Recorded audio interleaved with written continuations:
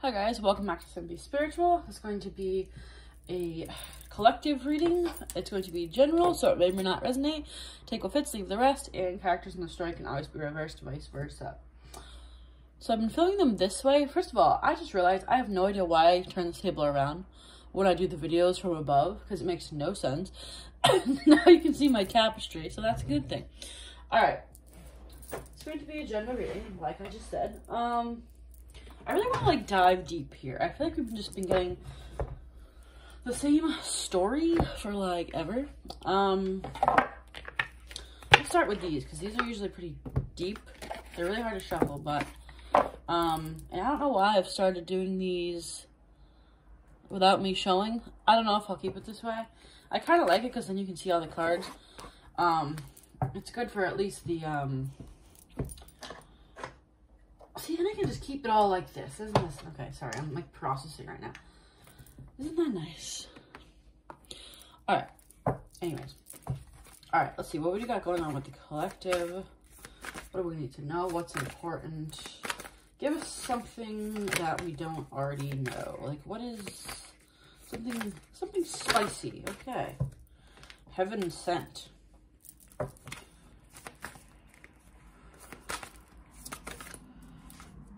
The world wants to be written. Or the word wants to be written. Sorry. Forget what that one is.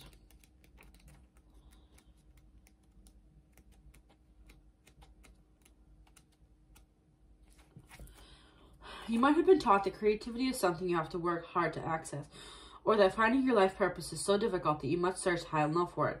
Yet what you are is within you and wants to come out at every available opportunity. You don't have to struggle so much. It's more about allowing space for it to manifest and to let the energy flow. Blah, blah, blah. The Oracle brings you a message that what you are dreaming of or seeking to do, create, live, or manifest is actually very natural for you. This is why you want to do it. So my initial reaction when I got this was like, something's going to feel like heaven sent, right? Maybe something that you've been trying really hard for, and then as soon as you stop trying, it falls in your lap. Like, for instance, like, things happen when you least expect it. Like, you meet somebody when you're out and about in your sweatpants, you know what I mean? Like, I've actually met a lot of the people that I've dated or whatever, when I looked my worst. Like, when I didn't feel good, I didn't want to go out, or I was just leaving work and I had no makeup on. Like, it's happened to me a lot.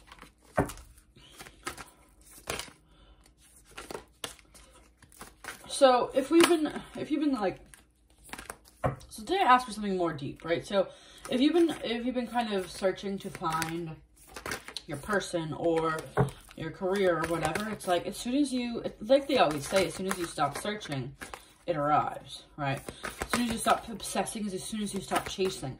One big lesson for me has always been chasing things, because, you know, in the beginning I used to think of it as, oh, well, I'm just being a confident woman that, you know, has no problem asking guys out. But what it's kind of turned into is me putting in the effort and not allowing anybody else to show their interest, basically.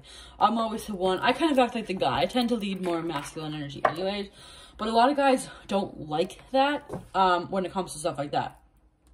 Oh my god, I better pull that card.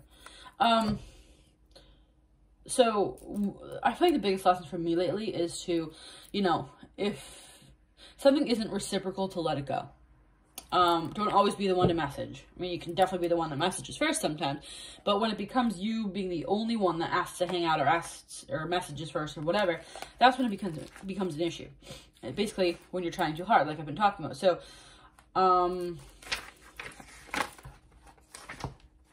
beyond the mind, the heart beats. In the chaos of modern life, in constant fluctuations of our mind, it can be difficult to remember that sublime sanctuary lies within, yet it is always there. Beneath the ceaseless activity, there's an endless, vast spaciousness that restores and connects us to something greater, something that exists outside of time. Some might call it eternity. Your own heart's rhythm sounds within the greater universal heartbeat. The totality of life, all of your being, can be felt as one. blah, blah, blah. If this oracle has a message for you, there is the way of the mind, which can make mountains out of molehills, even when it thinks it is turning mountains into molehills. Then there is the way of the heart. It is subterranean. It moves subtly beneath the possible obstacles, intelligently shifting with exquisite sensitivity, sensing the way forward through dangerous pathways and responding to what it is before it even occurs in the physical world. The mind sees, plans, and strategizes. The heart feels, responds, senses, and intuits. When we walk the path of the heart, we must feel and respond rather than plan our way. The oracle comes within guidance for you. Deep within, you know what to do, and you know what is true. And it matters not whether your mind and its plans seem to agree with your inner sense. I mean, that's basically what I've been saying. So this is kind of long. I'm now reading out of the book. It's not that interesting to people. But, I am going to pull one more. But again, this is basically saying, let it go and stop trying to control the path of what's going to happen. Because as soon as you do, as soon as you say, forget it, I don't, like, stop. You know, if you're someone who's like, well, I'm going to go here because maybe I'll meet someone, or I'm going to wear this outfit because then I'll attract this person. You know, that's, or, you know, if I do this, he'll text me. If I post this, he'll see it and fall in love with me. Whatever it is, it's like, I think this is kind of advising people to just chill out. Inspiration. I'm going to read this briefly and then we're going to get into the real reading. An idea has captured your attention, or will do so very soon. Maybe a grand vision or a vague sense of something that could be. You're being encouraged to accept the vision. Blah, blah, blah. This oracle comes with the message that you are a vehicle for inspiration. You are meant to think and do things differently. You are capable of receiving fresh ideas that are not so out there or different that they stop being practical. I thought I just flashed you. I lifted up my shirt for a second and I'm not wearing a bra. And I was like, I hope that was not on camera. Anyways, so that's all I'm going to read out of these. But basically, again, as soon as you let something go, or not let something in particular go, but as soon as you stop trying to control an outcome and, you know, just go out and have fun, that's when things are going to come upon you. Or when you're literally at the grocery store in your sweatpants. All right. What do I want? The Empress. Just be the Empress. Do you, and things will follow. The Book. Things will be revealed. The Unknown, right? Just walk your path. Do you, is what I feel here. Rider. And then the Rider will come in. It feels like a stop. It's like, not necessarily stop controlling, like, I'm a very analytical person. I'm always like, oh, should I do this? Should I do that? You know, what, like, just live life. I feel like this is what this is saying. Island. You may be alone right now, but enjoy that time period because it may not last long, right? Just live your life, do your thing. You know, don't worry about literally anything else. Just live. Don't worry about what anyone thinks. So, yesterday's reading was about something coming in, right? A new love.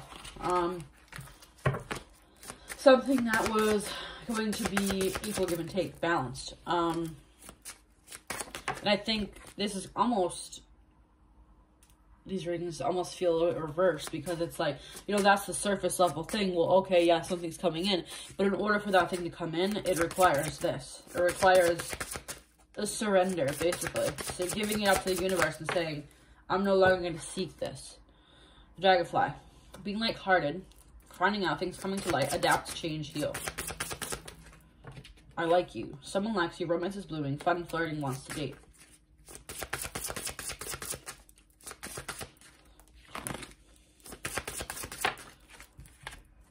The Chaser. Is that not what I was just talking about?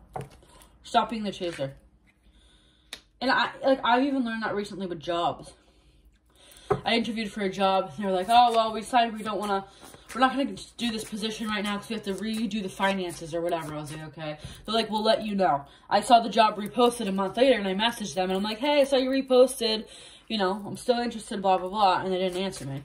And it's like, I need to realize, even in situations where, it's a job as well. It's like, if they wanted you, they would have told you. And so I'm obviously not the only one that's dealing with that energy, because that's what's coming out here. Don't chase anything. I mean, yes, you sometimes, you know, it does require to reaching out to people, right? You can't have them be the only one that reaches out, but lay back a little bit. Stop forcing. The hammer, sabotaging. Rebuilding and Turkish, yeah. Stop sabotaging things by being, it's not necessarily, not that putting an effort is sabotaging. It's putting an effort to things that don't show you effort. Obviously those things wouldn't have worked out anyway, but it's just like, don't push for things that aren't pushing for you. Is basically what I'm saying. Queen of Wands. Apparently I'm feeling really symmetrical today because these are all fours. Normally I do in fours, but Wounded Warrior here. 9 of Wands.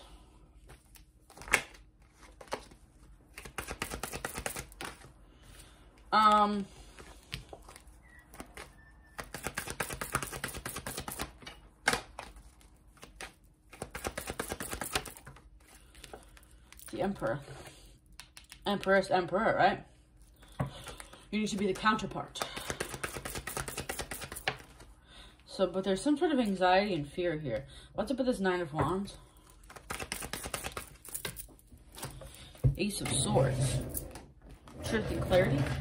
What's this fear about the truth?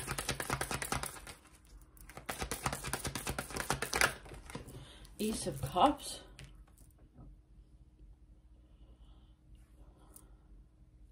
I feel like it's dropping.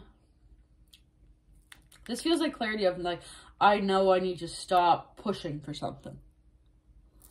I know I need to stop pushing for, I have clarity about the fact that I need to stop pushing.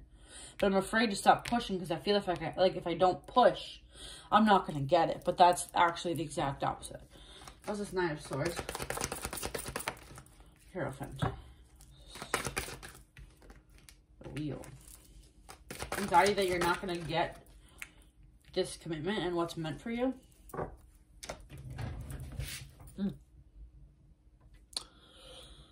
don't know if I want to pull anything else here.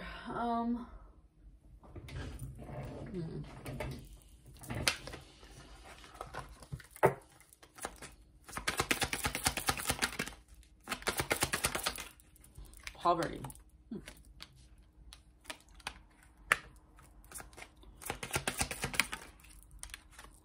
Coffin. With the end of poverty. Now, poverty does that have to be financial? Possibly, but that could just mean lack of something, right? Be feeling lonely, alone, not having a partner.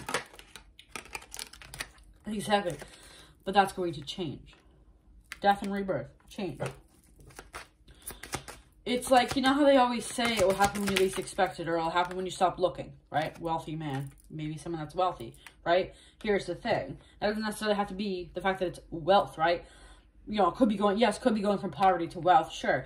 But this can be from being alone to having a man or a woman or whatever, right? But I don't know. It's like, that's what this is feeling like to me. It's like, it will come when you least expect it, or it will come when you stop trying. I think that's going to be all I'm going to do for today. I thought this would be longer, but I feel like it's a pretty basic message. It's just different. Alright guys, hopefully this was helpful. If it was, give me a thumbs up on this video. And subscribe to be notified when I post future videos. If you want to follow me on Instagram, you can follow me at It's Simply Sharon. And I'll see you guys next time. Bye.